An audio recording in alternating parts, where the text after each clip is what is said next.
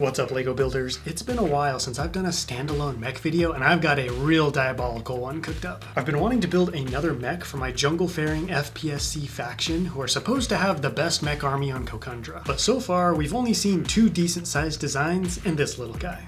Today, I'm building a mech wielding an almost comically sized railgun, something that looks like it can punch through a heavy tank and still have some juice left over for some organic terrors, which you just might see later in the video. So if you're ready for all of that, don't forget to open fire on that like button and let's get building. So now that I have you all hooked, let's build a truck. I know it seems like a weird place to start when the goal was a railgun mech, but hear me out. We've explored a lot of the military vehicles and aircraft belonging to the FPSC faction, but haven't seen much of their logistics. What brings supplies and troops to the landing pads? What hauls things to the secretive bases and underground research centers? The FPSC seem to be advanced enough that horse carts are no longer the chosen transportation method, and hauling stuff by foot would take longer than it did Disney to ruin the Star Wars franchise. Actually, I take that back. That happened pretty fast. Anyways, I'm warming up today by building a simple military transport truck, based on the chassis of the Jungle Explorer truck set, which I might add is a very good build. The chassis will remain relatively unchanged, just a lime green and dark tan recoloring. There's plenty of room in the cab for a driver, and I'll be removing the drone operating room in the original truck to free up more storage space. I do need to make sure things can be secured to the bed, so on the back wall of the cab I'm adding some rails for ropes and hooks to attach to.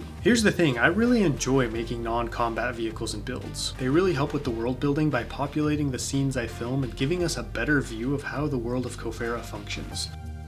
The problem is I don't really know how to package those kinds of builds in a video that will be intriguing, so I sneak them into mech and other military themed vids when I can. If you have any other non-combat but military based vehicles or mocks you'd like to see me build next, drop them below in the comments. This is giving Mitsubishi minicab truck and I love it. Who wouldn't want to zip around a military base in one of those, dropping off supplies and racing your buddies after a late shift on a Friday night? All this needs now to join in on the nighttime escapades are some wheels. The Satyr logistics vehicle is a remnant of a bygone era, proving its worth year after year, showing us that some designs are truly timeless. Part of the FPSC's robust lineup of logistics vehicles, these trucks zip around bases and underground bunkers, delivering supplies and helping to keep the FPSC military machine fueled and operating. There are multiple variants, some with larger beds, covered beds, and even medical trucks for treating the wounded on a battlefield. While not a flashy mech or fancy gunship, these vehicles are arguably just as important to the survival of the mysterious people in the jungle. Alright, I've warmed up and got a nice sweat going, it's time to tackle the main course. I want this to be a fairly big and chunky mech, which is a little different from the FPSC's propensity towards thinner, quicker designs, but you'll know why later. And as usual, we're starting with the legs. I like to base most mechs within a certain size class off of one design with changes and different weapons applied depending on each mech's function.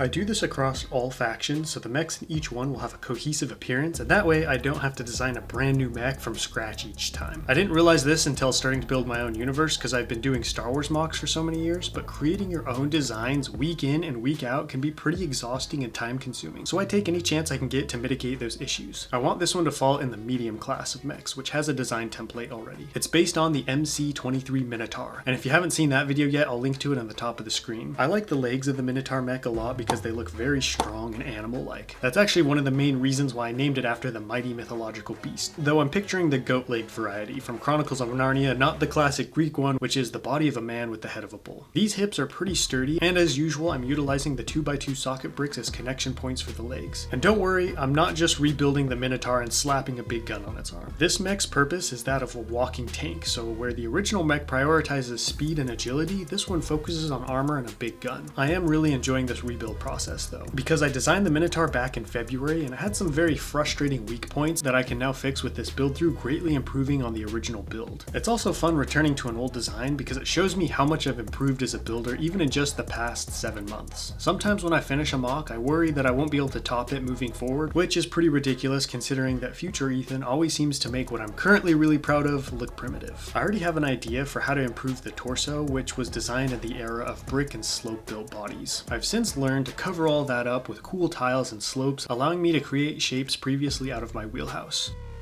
I must admit I did kind of nail the cockpit design on the first time around, so I won't be changing that much. It's built on a 2x4 inverted slope brick, which, by the way, if you haven't already noticed, is becoming such a staple for my mech builds. The front was the most fun to design. I knew what kind of windshield I was going to use, and it has a round front, so I used some smaller headlight bricks placed at an angle above some slopes to create a similar outline. After the side panels are attached, I placed some clips on the back seat area and tried my best to secure them from popping off easily because these will hold the windshield, and sometimes they have popped off when I've tried to open it. There's a small hinge mechanism that will sit on an inverted 2x2 slope and attach to the base of the cockpit. The shoulders were a big weak point because those ball joint bricks which connect to the arms weren't held in place very well, so when I moved the arms, they'd just fall off. Laying some plate across the top of both will firmly connect them to the body, and now this guy can shred some guitar solos with no fear of de-arming himself. The torso's done, but it's still really similar to the Minotaur, so now it's time to add the exterior slopes I was talking about earlier. I'm using some big sloped wedge bricks that'll take up a lot of space and contour the body just the way I want. The back will also have some of these armored plates to protect against sneak attacks.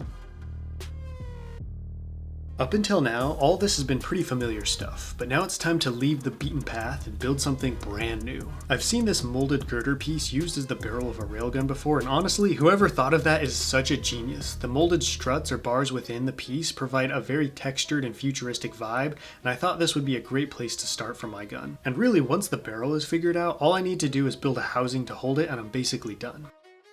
Mine is comprised of mostly slopes, no surprise there, that cover up part of the girder piece because I don't want the gun to be so long that it looks unwieldy. It's been a while since I built a mech with guns for arms, and honestly, that's my favorite kind. It makes it feel more like a gritty war machine and less like a cartoonish gladiator. This is where I ran into a creative problem, however. I really want the gun to have removable canisters or cartridges that either power or feed it some kind of projectile. But I'm pretty sure that's not how railguns operate, so now I guess this is just some kind of canister-fed heavy cannon. I was torn on what I should have on the other side of the mech to balance this out and realized the only thing better than one heavy cannon is two. So I built a second one and created a mech straight out of an HADF Grunts and Nightmares.